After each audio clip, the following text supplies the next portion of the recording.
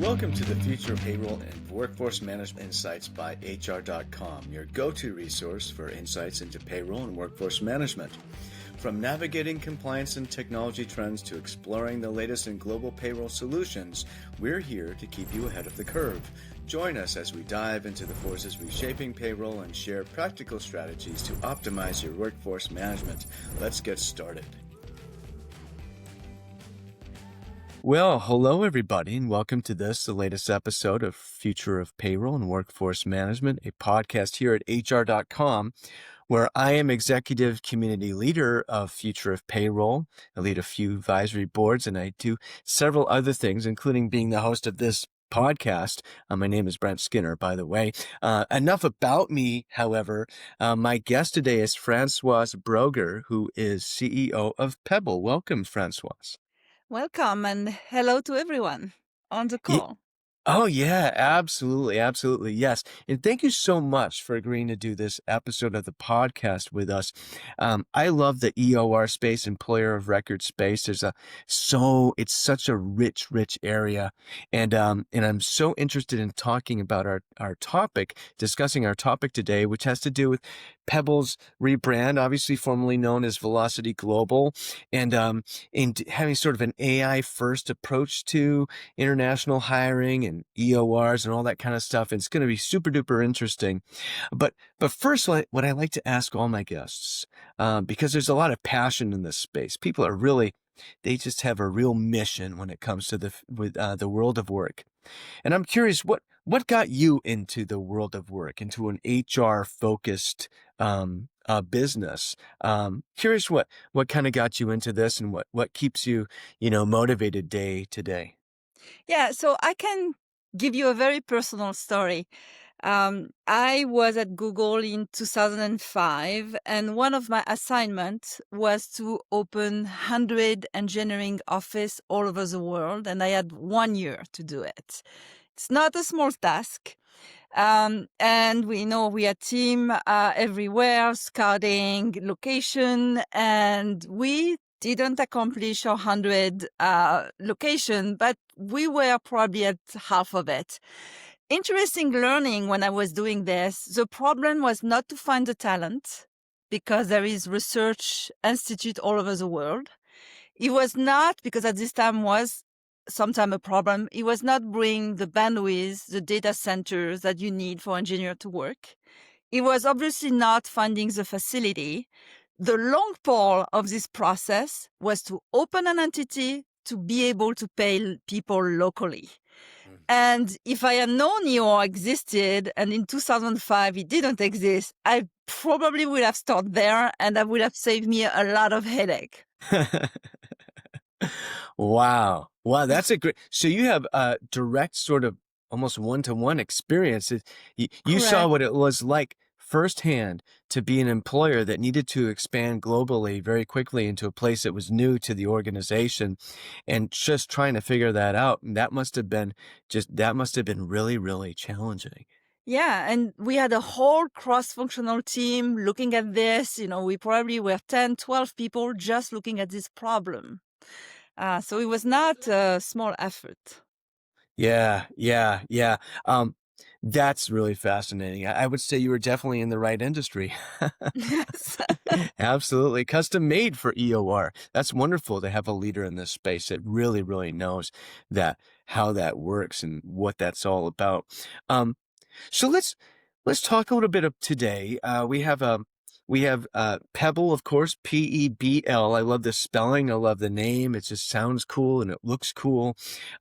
Formerly Velocity Global, which is a mainstay in the EOR space. You've been around for a very long time, and I've spoken with some of your colleagues there over the past few months. Let's unpack this.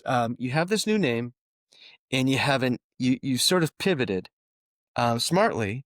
I'd love to hear a little bit more about it from you, to an AI first global hiring platform, like a positioning. That's how you approach it now.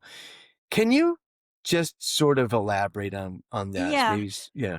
So one of the things when I really came into Pebl, I realized is this company has 10 years of experience and data, but the data and experience are in the head of people, or in our processes, are everywhere. And I came from technology.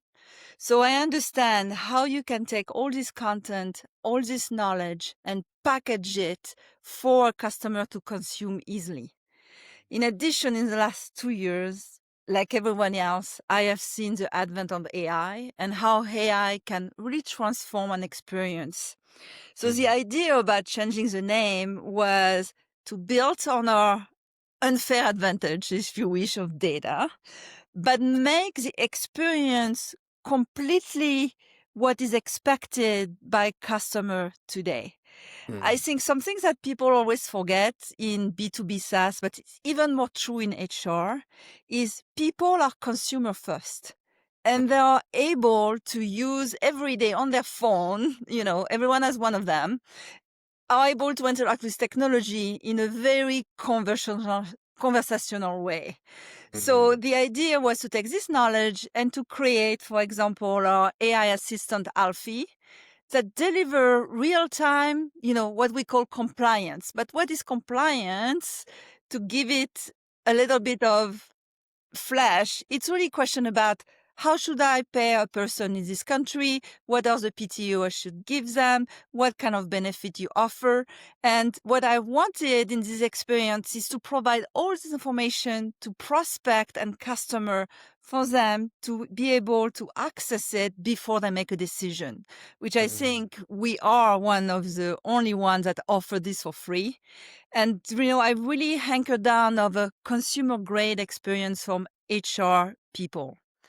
I also think in this world, people love to interact with self-serve technology. So we have built a completely self-serve experience where literally you can go sign a contract with us, onboard one of your candidates directly on our platform. If you choose to do so, you can do at 2 a.m. in the morning if you want to. And what we are doing, we are really trying to make this simple, remove all the complexity, will give you the right answer. But if you want to talk to someone, of course, we are there. So Mm. we try to combine this technical, forward, futuristic experience with the ability, one, to have the right data, the right knowledge, be the expert, and also to talk to you if you want to. So that is the whole gist, if you wish, of this transformation. And to do this, we thought it was a good idea to change the name and show that we are a different company. And changing the name help us to do this. I love what you're saying too, because you're talking about that white glove experience that enterprise HR especially expects, right? And but you're also giving them the ability to be hands-on. Maybe maybe some folks they just they have a little question and that can be answered by just the self-service kind of thing, right? With the AI assisted, but that white glove experience, making that almost that's when you want to go deeper, when you realize, hey, we'd like to have a partner in this space so that we, this effort of ours as an way, I'm speaking from the standpoint of the employer, right? Um, we'd like to have a partner that, somebody who can really speak with us and understand our business and this sort of stuff. Um, how do you balance the automation with the white glove experience? Yeah. So I like to replace the word white glove by Okay. really access to expertise when you need it. Yeah. White glove in my mind mean a lot of people touching your stuff left and right, more human touch point, more different people you have to interact to. What I want less friction point. So what I want you to be able to access the information frictionless, to be able to do some task very easily. But when you want, you can call an expert and we can tell you more if you wish to do so.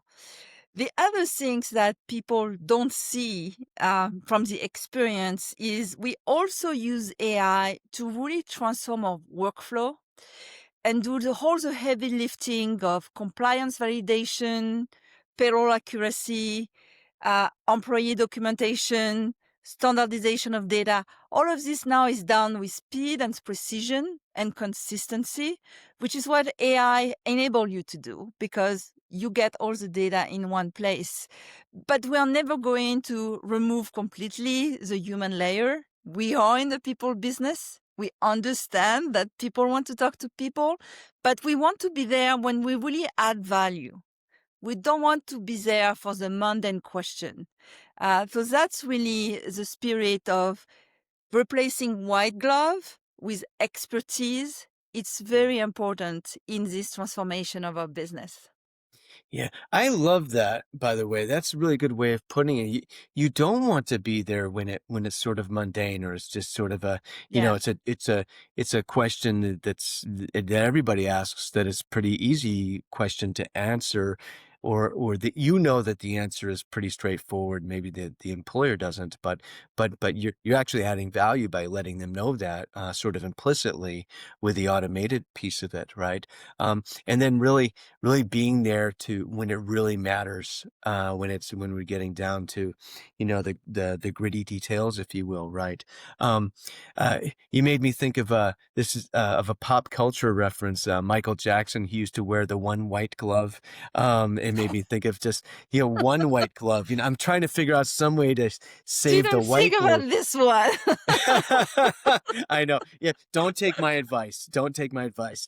Some way to save the white glove nomenclature, but I love that the expertise and that departure from white glove. I think that's really important. And this, also just this idea of decreasing the number of touch points. I mean, there's an analogy in say global payroll where you want to move to, I've heard, touchless global payroll, or is getting as close to that as possible. And we're talking about sort of apples and oranges here, but it's a similar concept where if you have fewer hands involved, fewer people involved there's a higher level of quality. There's a greater chance of a better outcome. And I love that. Yeah. I love that. A- a- yeah. And we are really focusing on speed and simplicity. You should not have a headache, and you know that you can trust us. And the trust came from our expertise. So we really put these three concepts and try to communicate to people. It's simple. Yeah. It's going to be fast. And you can really trust us. We have your back because we have been doing this for 10 years. It's not like we emerged yesterday in this Yeah. business. We Right. really have this knowledge. And this is really why people come to us, is for this expertise and knowledge that we have that now we are able to surface to everyone, which is, I think, quite exciting. I love that too. And you know what? Also, with this approach is, you have that wealth of that trove of data Yeah, from being in this business for over 10 years, right? And and so the AI is so all of that some of that may be quite sophisticated in terms of an answer for someone sort of as a new initiate to EOR for an hmm, employer, right? But for your organization, that's to like that's just the daily thing. That's just the whatever, right? That and so your AI can sort of draw on that, and so it's your people it's your people who are on the frontier. They're the pioneers, the trailblazers who are figuring out how to solve those new dilemmas, those new problems to solve, those new challenges in the EOR space, because the regulatory framework is always evolving all this kind of stuff. exactly. You are completely right. But if I think about, we have a fairly large legal team. And because we have been in the business for 10 years, we have actually quite close relationship with regulators in many countries. So we are able a little bit to influence the regulator when it comes to EOR licensing. Because the reality is sometimes country will perceive an EOR as a way to circumvent the local and domestic regulation. But they love to partner with us because they also want to learn about this model, because it's also good for the country to have people come in and work there or employ them directly. So it's a very interesting conversation sometimes with the regulator, and we are able to influence because we have been internal the business, they know us, we have built this relationship. And these are all the intangible that are actually very valuable for our customer and are very Mhm. important for this category. Oh yeah, absolutely. Definitely. Let's switch gears just a little bit here because, this dovetails because the EOR space it's really evolving, and it's definitely compliance is the core and it's super duper important. And you absolutely need an EOR that knows compliance better than anyone else. And that's one of the main criteria, right? But there's some interesting stuff that's happening too, right? There's a lot of innovation in payments, in sort of cross-border payments, and fintech and pay tech and all this kind of stuff is changing the way that organizations can disperse pay to their employees. And of course, with EORs can be a really great sort of facilitator and kind of sit in the hold space in there to actually help this happen. And I know that Pebl is doing some stuff here. So how does Pebl see payments innovation, like wallets, multi-currency, intersecting with compliance at scale? Like what's going on there? Because that's pretty complex. Yeah, that is very complex, but it's interesting because our customer take us there. So it's Okay. not us one day saying, oh yeah, we are looking at different payment. Our customer are asking for this, which is quite interesting. We just ran a survey and with like 400 plus HR people over the US, UK, Germany. And we learned in this survey that 40% of customer, which are employer, are saying that by 2030, they see at least 40% of people wanted to be paid in a mix of equity, crypto, and fiat currency, which are, for people that don't know the crypto language, is normal currency. So we are starting to take baby step toward this. So for example, if today one of your employee wants to be paid in crypto, we facilitated this, Mm. meaning we have partner with fintech partner. The employee will give you an IBAN number that look like a bank account, but in fact is attached to a crypto wallet. And then they can decide to convert themselves in the cryptocurrency of their choice. So it is a start. So when the customer tell me, is it difficult to pay in crypto? I generally say, no, you just need your employee to have a crypto wallet, and then we can Mm. make it happen. The second thing that employer are asking is maybe they don't want to pay everything in a crypto wallet. So what we are launching this month is the ability to have multi-bank. So for example, a client said, look, I'm okay to pay this person in crypto, but I want to take baby steps. So I am going to allow them to take only 20% of their paycheck in crypto. And we can accommodate this because 20% go in a crypto wallet, the other 80% go to a traditional bank account. So I think crypto, we are getting our toe in. We have customers that use it. We continue to see monitor this evolution, and we built little by little the technology that is necessary to actually be able to pay an employee in crypto. I think it's interesting. Not everyone is going to be interested. Some country, some industry are, of course, more interesting than other. If today your customer is a crypto company, of course, they do want to pay their employee in crypto. But also people that are not in crypto, but that in country, for example, where currency is quite volatile, Mm. they prefer crypto. So it's a mix of use case across different things. But we are It's definitely going there. Our goal is to provide flexibility. That flexibility in pay disbursement, and how you can pay your global work widely distributed global workforce is a real competitive advantage because it help for a globally expanding organization because, um, it's just one more feather in your cap to attract the best talent, right? Mhm. Of course, again, talent is everywhere. Again, you can hear I'm French. I came to the US 30 plus years ago. I came for studying and I ended up staying there. Um, but now there is more option for talent to say local. Mhm. I came from France where there is a very strong engineering culture and engineering institution. If I had felt that I could stay in France to do what I wanted to do, I will have maybe, who knows. I do think now that you see more country developing strategy to attract talent or to keep talent in their Mm. country. The UK, if you have graduated from a number of institutions in the world, they give you a work visa, no question asked. I know France create incentive for people from other country to come in and work if they meet some technical criteria. So I think the US is going to see more and more competition to global talent. And it's really important for employer to think that they need to expand their talent sourcing because things have changed in the last 30 years. Yeah, there's a lot of strategy to talk about and think about as a hiring organization globally and how an EOR can factor into that calculus. Mhm.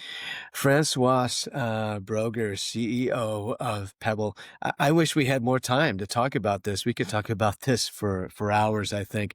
This is about a 20-minute long podcast, so we're there now. But thank you so much for joining. Thank For you. You joining. can see I'm passionate about the topic, so I appreciate the time you Oh, gave me today.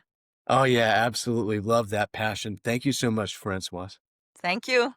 Thanks for tuning in to the Future of Workforce Management and Payroll Insights by HR.com. We hope today's episode brought you valuable insights and fresh perspectives on the future of payroll and workforce management. Be sure to check out more episodes and explore resources at HR.com/podcast or wherever you listen to podcasts. Until next time, keep innovating and making a difference in the world of payroll and workforce management.